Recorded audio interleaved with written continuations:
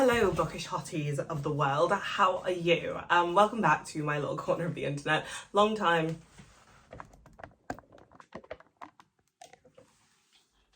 Hello bookish hotties of the world, how are you? And welcome back to my little corner of the internet. I hope that you guys are doing well. I've been gone for a minute. In the words of Beyonce, I've been gone for a minute. Now I'm back on the jump up. Goons in the club, casing and pops out. I've been gone for a minute. Entirely my fault, but you know, sometimes life is life, and even the baddest bitches, the hardest hotties get done by life, and that was what was happening to me. So I'm maybe back, potentially, not putting too much stress on that one, but I'm back, and I wanted to ease myself into this thing again, and so I thought I'd come to you guys with a book haul. This is a collection of books that I've collected over the summer. I want to say that summer's over, but it's fucking blistering in the UK, and don't let anybody fool you. 26 degrees here hits different than 26 degrees anywhere else. And so it's very warm. So it's kind of not the end of summer, but it's PSL season, as the girlies would say. And so I thought we could wrap up summer with a little wrap up summer book haul. So yeah, this collection of books, first hand, second hand, and one that was gifted, sent to me by a publisher. And so yeah, this is it. Let's crack on.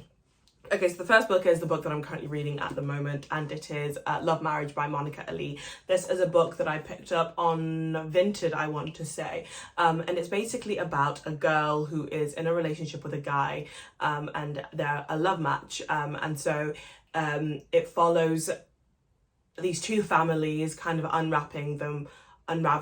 I think I'm only one page into it, and so I'm super excited about this one. I love family stories, and I love kind of like stories about like people's like inner minutiae, like just like regular stories. I'm a big proponent of those. I'm hoping that this is what this is, and so yeah, I am super excited to get into this one.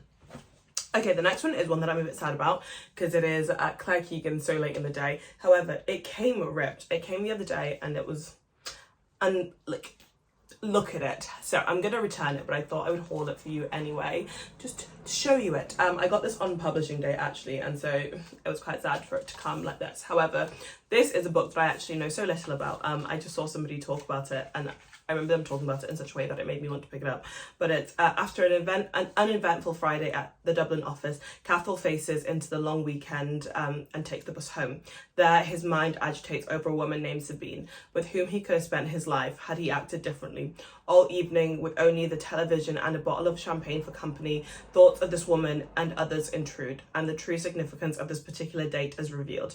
And so yeah, I have this, and I also have I'm looking for small things like this, and I want to read both of them, and so I picked this up, and it's really small, and so I feel like it'll only take me like an afternoon to read, and so it'll be quite like a nice palette cleanser read, hopefully. So yeah, once I get a new copy of that, I will read it.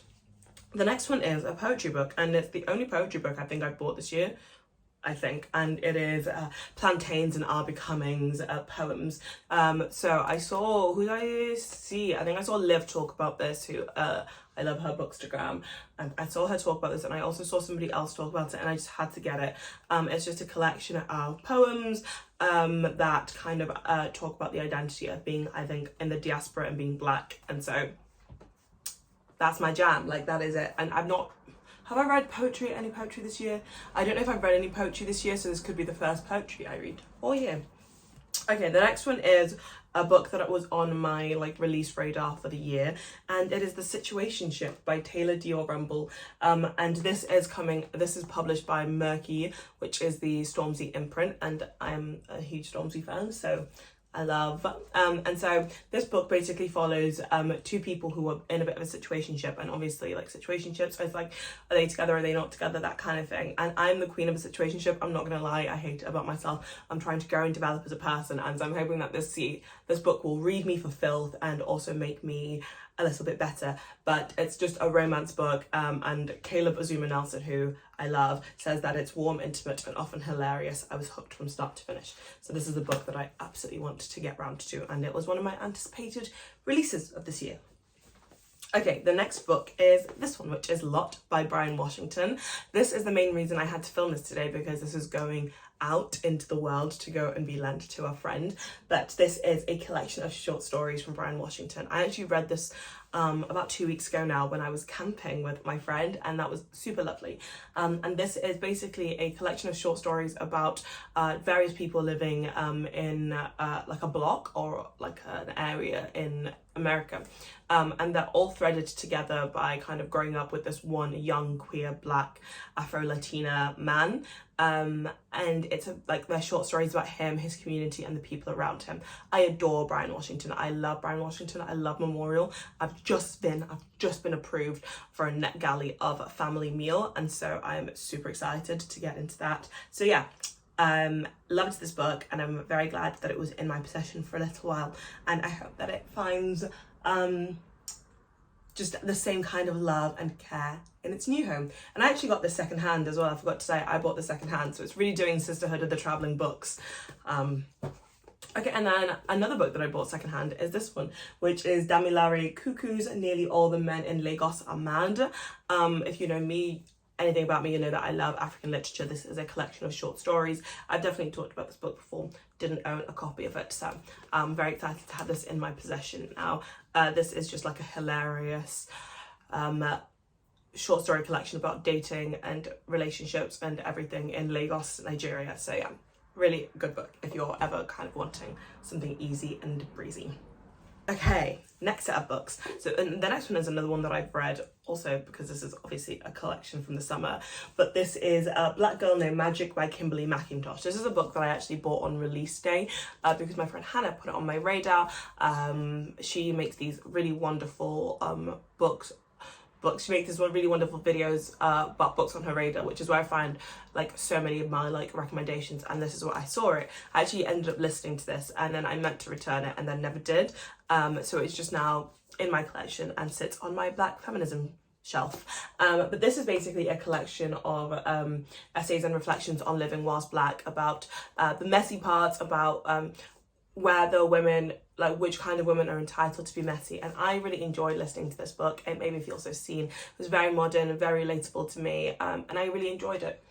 It actually gave me an idea of a video that I've had, and kind of like an idea that I've had in my drafts for a little while about kind of like messy books for Black women, like because the back of it is, in a complex world, who is allowed to be complicated, who is entitled to a messy life full of triumphs, mistakes and tedium, until recently not Black women. And so I think maybe I'd want to do kind of like a book recommendation around this book. My brain kind of stopped for a second there. Okay, so this is quite a nice stack. These are all books that I bought secondhand coming up. Actually, for a while, they're all secondhand books. The first one is one that I picked up in London in the Herne Hill Oxfam, and it is My Brilliant Friend by Eleanor Ferrante. Confession of the day is that I have never read a Ferrante. I know everybody loves her.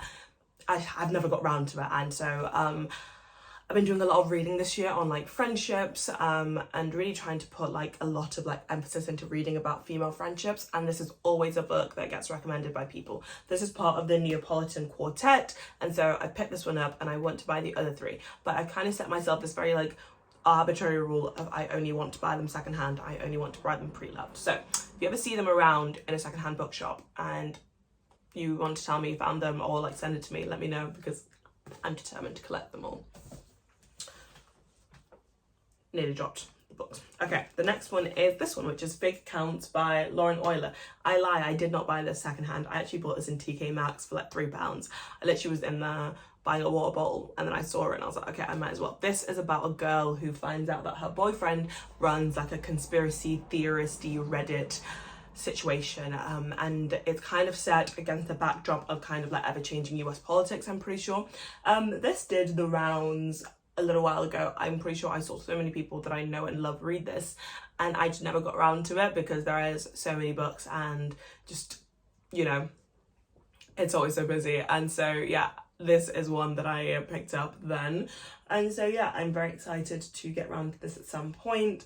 And yeah, what a great little find in TK Maxx. The next one is Rainbow Milk by Paul Mendes.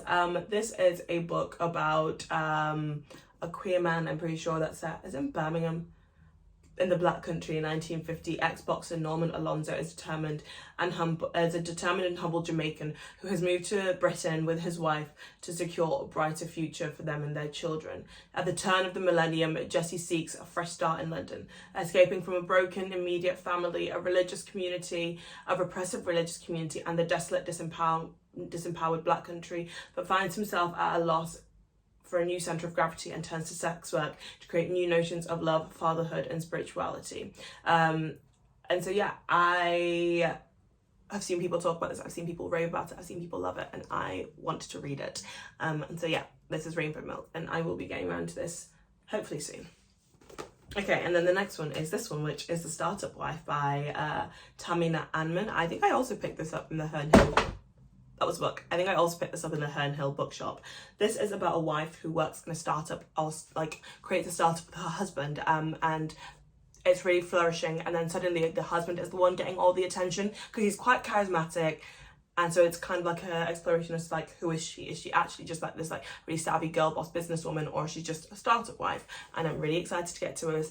When this first came out, my friend Hannah told me that I should read this because she thinks I would really enjoy it. Never got around to it, so now I'm finally getting around to it. You know, it's been a while when you're finally getting around to it in paperback, secondhand, but this is where we're at. Okay, next set. This one is one that I bought, I don't know why, but this is The Private Joys of Nima Maloney. No, I got this as part of a Vinted bundle, and I just needed another one to like make it a bit cheaper. That sounds really bad, but I needed another one to get the discount, and so I thought I'd heard people talk about this, and so I picked this up. So as Nima Maloney approaches adulthood, she longs to connect with her Igbo Nigerian culture. Her close and tender relationship with her mother Joni becomes strained as Nima begins to ask probing questions about her father, whom Joni refuses to discuss. Nana is asking big questions about how to be when she doesn't know the whole of who she is. Meanwhile, Joni wonders how to love when she has never truly been loved. Their lives are filled with a cast of characters asking similar questions about identity and belonging while grappling with the often hilarious encounter of everyday Manchester. This sounds like it's going to be super up my street, and so I am excited to get around to this, and I'm hoping it'll be one of those books that you pick up on just kind of a bit of a whim and then end up loving and adoring. Okay, this is another one I picked up on a bit of a whim, and it's because I've heard kind of like the BookTube hotties talk about this, I'm pretty sure, and it is Jonathan Franzen's Crossroads.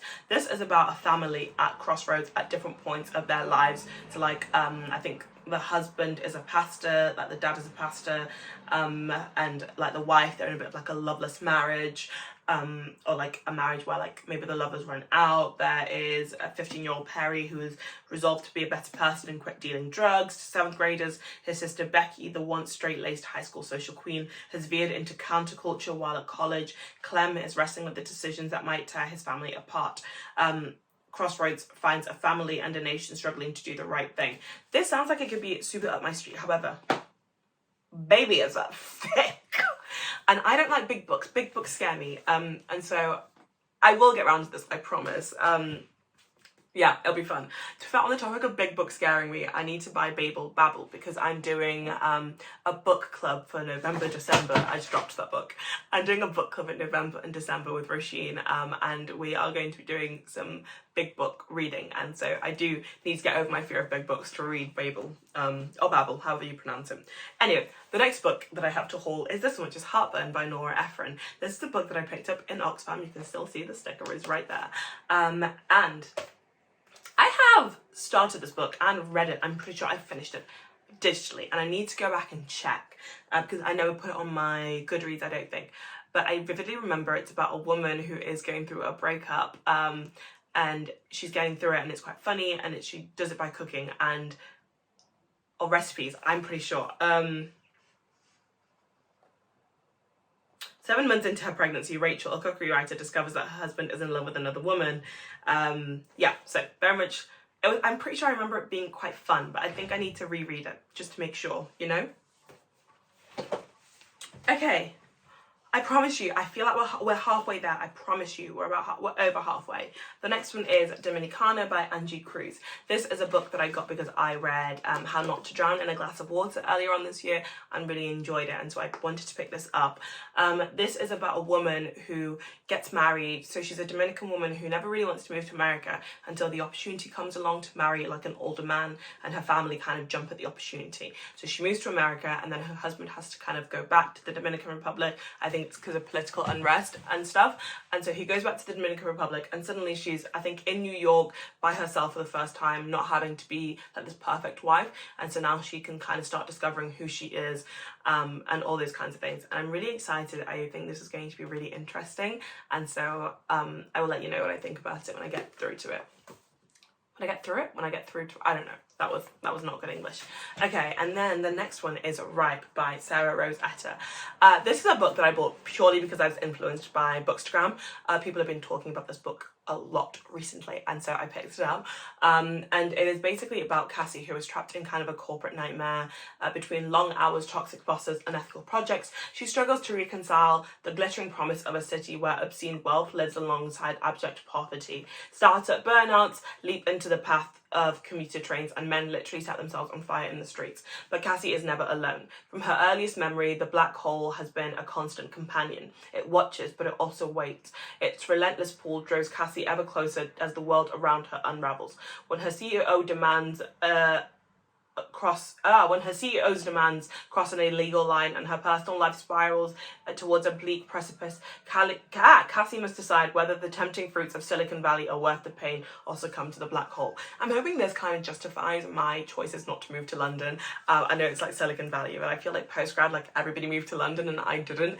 And so I'm hoping this justifies it. This redeems me. This makes me feel like everybody who like did the post-grad thing in London is actually just hating their lives. No offense if you did do that, but I just need vindication.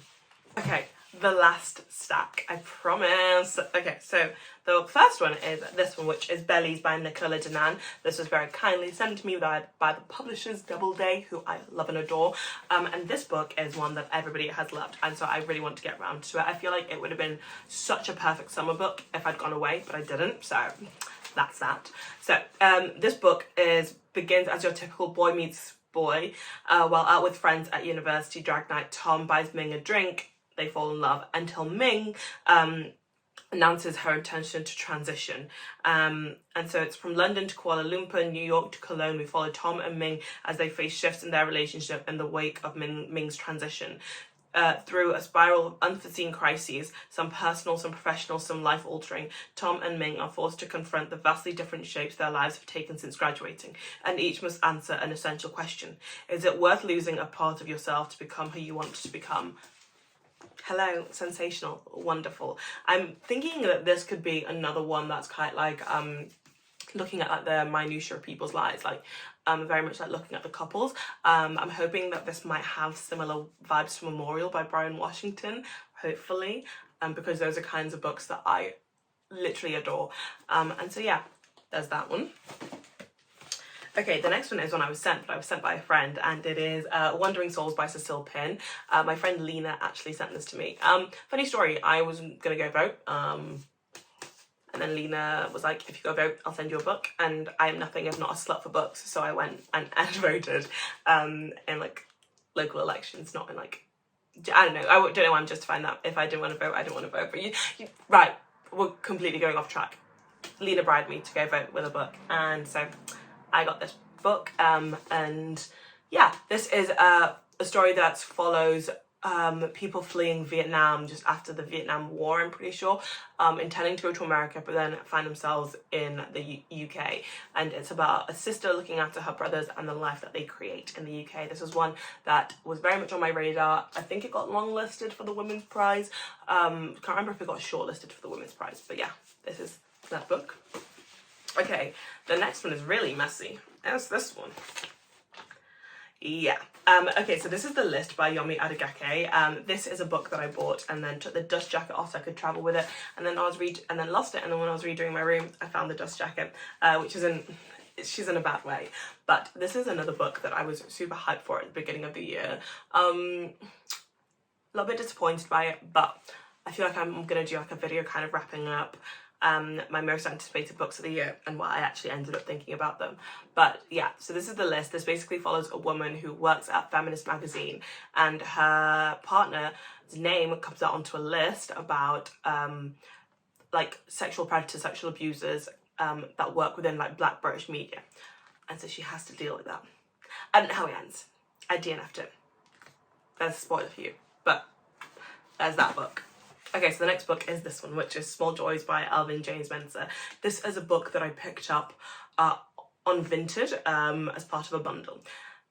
I had been meaning to buy this book all year. I read it in April on Kindle when I was in Zimbabwe because it came out then and I was in Zimbabwe and I really wanted to read it. I adored this. This book literally made my life, and so I loved it so much, and so I had to buy a physical copy of it. And then when I saw it invented, I was like, well, I simply must, like, it's calling my name. If you do nothing else, read this book. This book basically follows, it's not a review, it's a haul, but this book basically follows Harley, who is a young Black teen or young Black person who moves back home, like to the city he grew up in after dropping out of university, and he moves in with his friend and like her housemates, and there he meets Muddy. And it's basically like a love story, but not necessarily romantic, very much like friendship, and that the small joys we find in those places. I loved this book. I adored this book. Go read this book. Okay, and then the last book that I have to show you guys is this one, which is A Sugar Baby by Celine St. Clair. This is a book that I've also seen lots of people talking about, and so I picked it up because of that, because I'm a sheeple, I'm a follower. And this book basically follows Agnes, who is 21 and kind of going nowhere. So it says that she still lives at home with her religious mother in a lifeless suburb, and she works as a cleaner by day and spends her nights secretly going to clubs and dating Toby, who loves art house film, getting stoned and ignoring her texts. That is until she meets Emily, the daughter of one of her cleaning clients, who lives in London and works as a model and a sugar baby. Emily's lifestyle is the escape Agnes has been longing for. Tasting menus, private flights to Paris and Miami, rich older men who shower her with compliments and designer gifts. Agnes's new life in the city is beyond her wildest dreams, but it comes at a cost. As she strays even further from her mother's holy teachings, she must decide how far is she willing to go in order to be adored. This book sounds literally amazing, and I've seen so many people rave and like just rant about it, and so I'm very excited to get into it. And so yeah, that is the last book. Those are all of the books that I collected between like June and now. Quite a lot of those hopefully I'll read before the end of the year, but you know, there's always new books, and you know, there's definitely a message about consumerism in this somewhere, but I'm just going to be blissfully ignorant to it because this is the only thing keeping me alive. But yeah, hopefully you enjoyed that. If you sat through the entire thing, thank you so much. And yeah, I hope to see you guys very soon with some more fun content. And yeah, thank you so much and have a good day. I know I did that. That was weird. I'm gonna go.